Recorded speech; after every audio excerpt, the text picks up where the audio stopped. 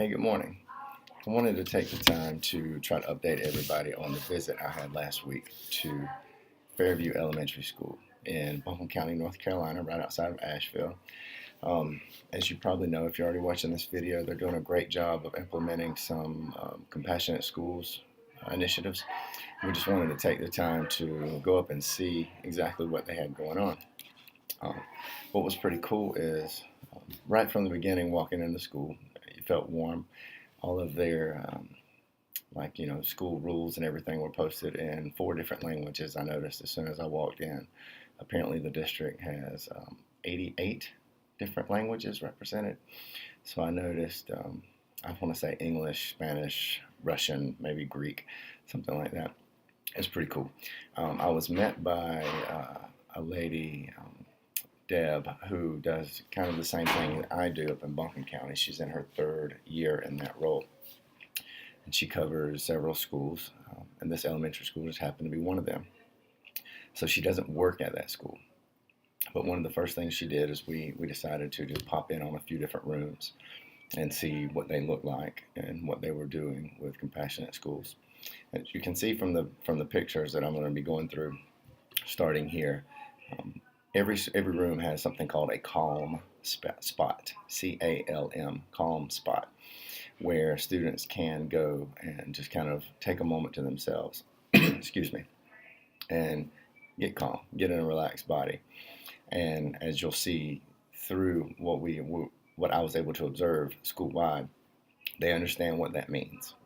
They understand fight, flight, and freeze, and their nervous system, and the amygdala and all that in the elementary school age. In fact, this first one that we're looking at here, a student actually demonstrated how it was to be used. She showed us how she used these sticks to pick up the little balls or whatever and kind of ground. These are just some examples of some of the things that were in the room. These bottles are not only used by the kids as mindfulness, breathing tools. They also use them as timers, which I think was pretty cool. And again, the kids were dying and very eager to explain how these rooms were used, or how these spots in the rooms were used.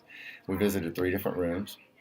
Each one had their own unique calm spot that looked different ways. This is an example of something that just one of the teachers was using. They made this for one particular student who liked to use this as a way of grounding if he was upset. And now all the students like it.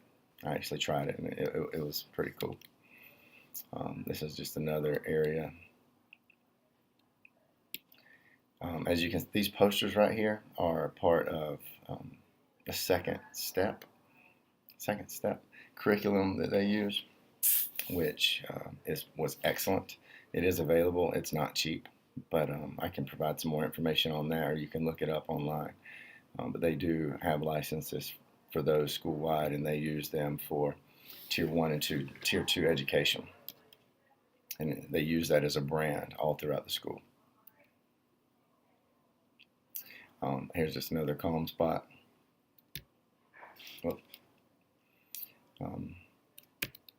Just some strategies for the students to go through. So after popping in on 3 different rooms, we visited Katie, one of the school counselors there, who is excellent. We visited her room for 2 different reasons. First, she showed us her class, where there was one of the teachers brought her class to Katie's room for one period of education, which allowed the teacher to do some PD or whatever she needed to do, self-care, catch up on paperwork. But Katie taught a class through the second step curriculum on I want to say it was on bullying and self-regulation and assertiveness that day. But before beginning, she had all the students sit in the classroom and on the floor and went through the mindfulness practices again. She had them do a mindful breathing activity, which you could tell that they knew exactly what they were doing. It was excellent. And then they did a mindful listening exercise with this vibratone. It was interesting. She said they learned very quickly not to use singing bowls because of religious implications or connotations. So they purchased these vibratones, and she had a student come up and, ding the vibratone And while it was vibrating, the students were to breathe and to count how long they heard it. And then once they were done, they raised their hand and they were to tell their neighbor how long they heard it. So they were very in the moment and paying attention to how long they were hearing the noise, which was very cool. This is just an example of the workbook of the second step program, and it really in a step-by-step way outlines the lesson for each week, and there's one skill or one thing that the class would focus on for the week. And as you can see here, the workbook tells you what to do on each day of the week. It's a lesson plan. And there's also so I guess if we bought the license, the video, the book would be ours, but with the license that you have to continue to pay for, it gives you access to some pretty cool online content that's streaming that makes it really easy for the teachers or whoever was going to teach the curriculum to access it. Lastly, Katie brought in a young man who was a fifth grader named Jake, who they worked with on a one-on-one basis. I thought that what they did with this young man was excellent. They identified in third grade that he had many different triggers that were getting him in trouble. So instead of just continuing to try the same old thing, they really took the time on the front end to do some FBAs and identify each one of his triggers, which you can see from this card. One of his was when he makes a mistake. So every day at school, Katie or the other counselor meets with Jake to review these triggers and the strategies that he's identified, which you can see right here.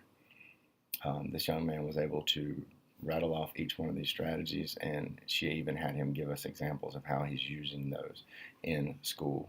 And there were some very real-life, current examples that it kept him out of trouble. I thought were really great.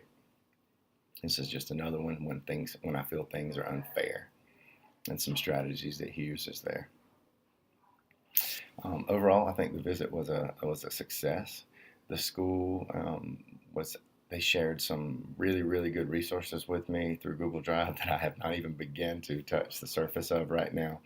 Hopefully I'll be able to use some of those, share some of those. Maybe we can recreate some to save some time and money with trainings through our programs.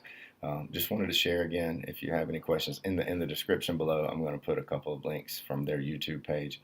Last, I forgot to mention, Katie did she noticed that she was having problems with parent engagement.